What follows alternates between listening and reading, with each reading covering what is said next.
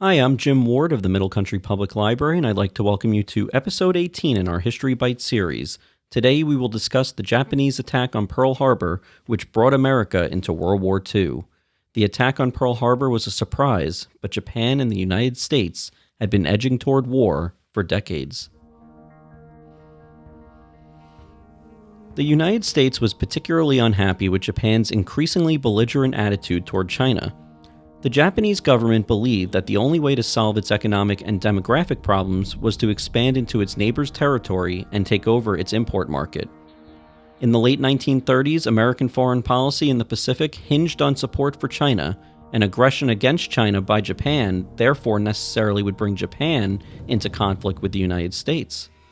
As early as 1931, the Tokyo government had extended its control over the Chinese province of Manchuria, and the following year, the Japanese cemented their hold on the region with the creation of the puppet state of Manchukuo.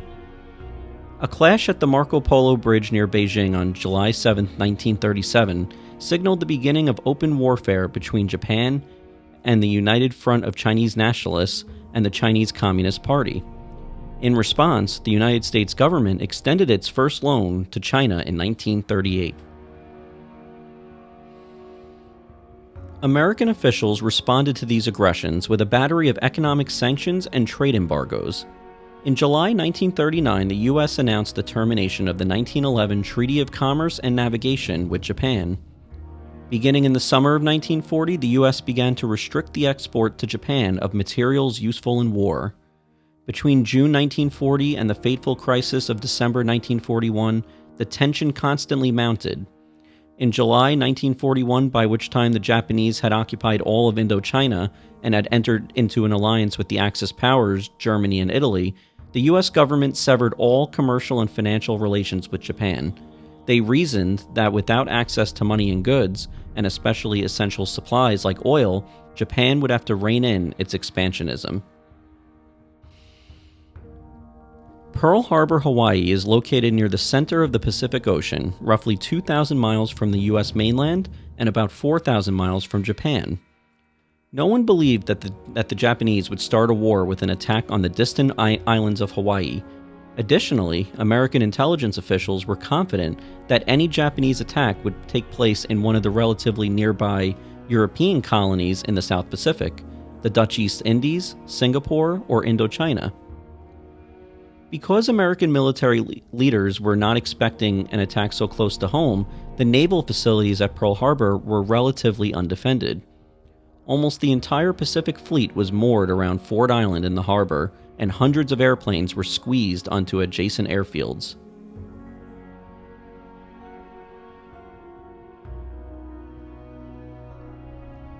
The U.S. Pacific Fleet had been stationed at Pearl Harbor since April 1940.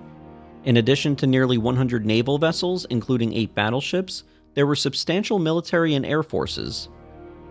As the tension mounted, Admiral Husband E. Kimmel and Lieutenant General Walter C. Short, who shared command at Pearl Harbor, were warned of the possibility of war, specifically on October 16th and again on November 24th and 27th.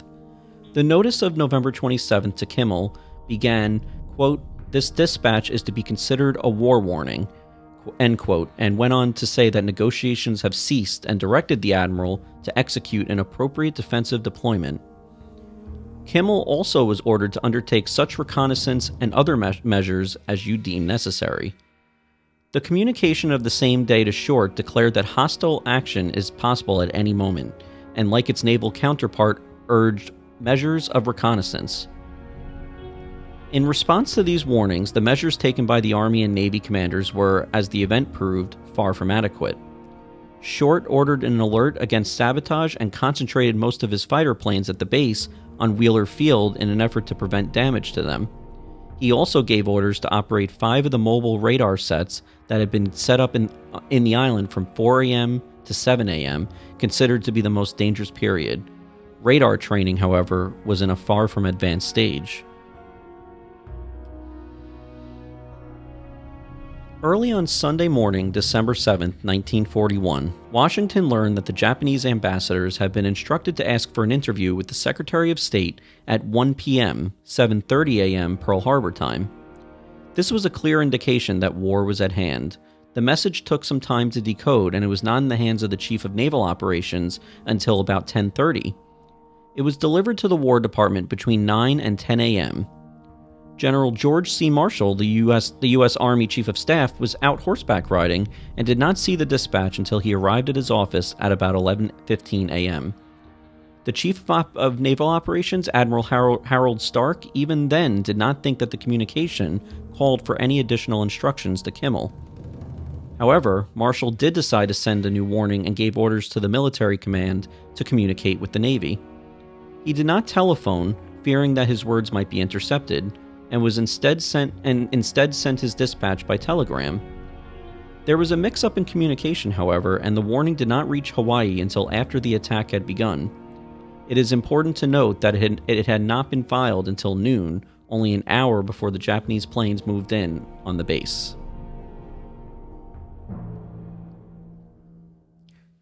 The Japanese plan was simple: destroy the Pacific Fleet.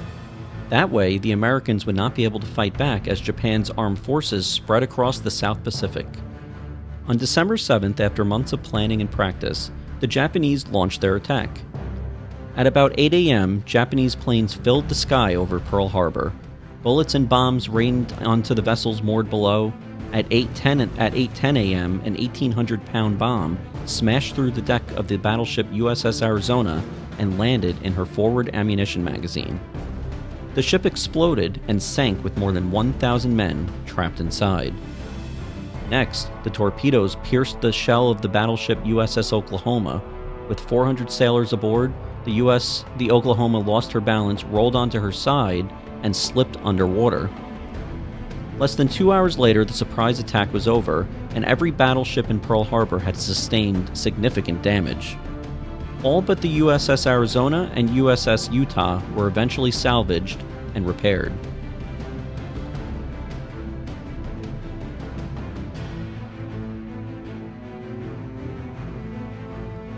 In all, the Japanese attack on Pearl Harbor crippled or destroyed nearly 20 American ships and more than 300 airplanes. Dry docks and airfields were likewise destroyed. Most important, 2,403 sailors, soldiers, and civilians were killed, and about 1,000 people were wounded. But the Japanese had failed to cripple the Pacific Fleet. By the 1940s, battleships were no longer the most important naval vessel. Aircraft carriers were, and as it happened, all of the Pacific Fleet's carriers were away from the base on December 7th. Some had returned to the mainland, and others were delivering planes to troops on Midway and Wake Islands. Moreover, the Pearl Harbor assault had left the base's most vital onshore facilities, oil storage, depots, repair shops, shipyards, and submarine docks, intact. As a result, the U.S. Navy was able to rebound relatively quickly from the attack. President Franklin D. Roosevelt addressed a joint session of the U.S. Congress on December 8th, the day after the crushing attack on Pearl Harbor. Yesterday, December 7th, 1941, a date which will live in infamy. The United States of America was suddenly and deliberately attacked by naval and air forces of the Empire of Japan. No matter how long it may take us to overcome this premeditated invasion, the American people in their righteous might will win through to absolute victory.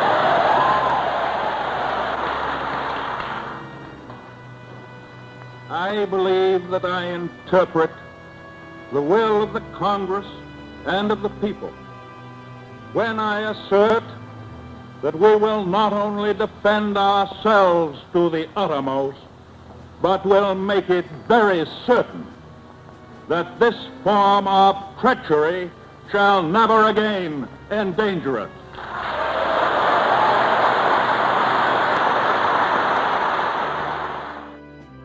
On December 8th, Congress approved Roosevelt's declaration of war on Japan. 3 days later, Japan's allies Germany and Italy declared war against the United States. For For the second time, Congress reciprocated, declaring war on the European powers. More than 2 years after the start of World War II, the United States had entered the conflict. It took 4 years, but the United States and its allies defeated the Axis powers and liberated millions of people around the world. I'd like to thank you all for joining us for today's episode. If you enjoyed it, click like, and if you watched on YouTube, hit subscribe. Thanks so much, and we'll see you all next time.